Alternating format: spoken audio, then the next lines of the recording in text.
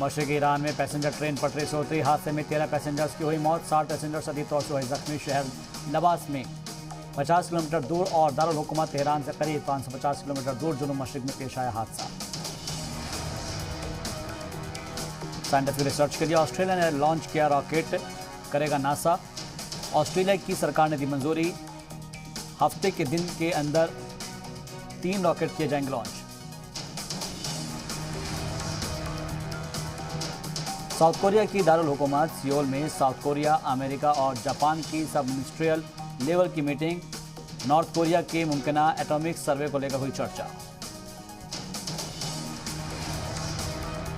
पाकिस्तान में बढ़ते इन्फ्लेशन की वजह से गरीबी सतह के नीचे आ सकती है बड़ी आबादी। मई में कंज्यूमर इन्फ्लेशन रेट 2.5 साल में सबसे ज्यादा।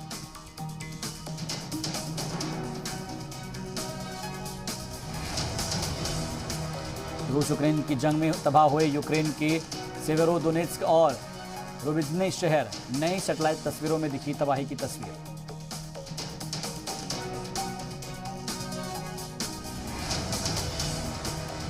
यूक्रेन के फौजी ठिकानों पर रूस का हमला, रूस ने Ka-52 अटैक हेलीकॉप्टर से यूक्रेनी फौजियों पर किया अटैक।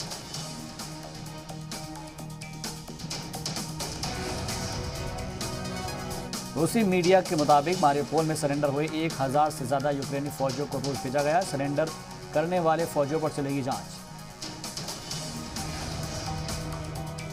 ब्रिटिश सहाफी डोम फिलिप्स और देसी मामलों के जानकार ब्रूनो परेरा ब्राजील में अमेजन के जंगलों में लापता। बहरिया की एक टीम तलाशी मुहिम में जुटी।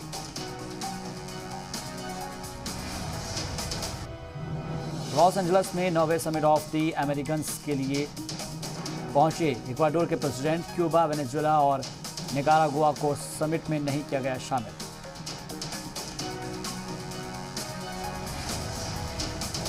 और रूस के दारुल हुकूमत मॉस्को में एक हादसे में ढही बड़ी दीवार। इमरजेंसी सर्विस ऑफिसर्स के मुताबिक हादसे में एक शख्स की मौत।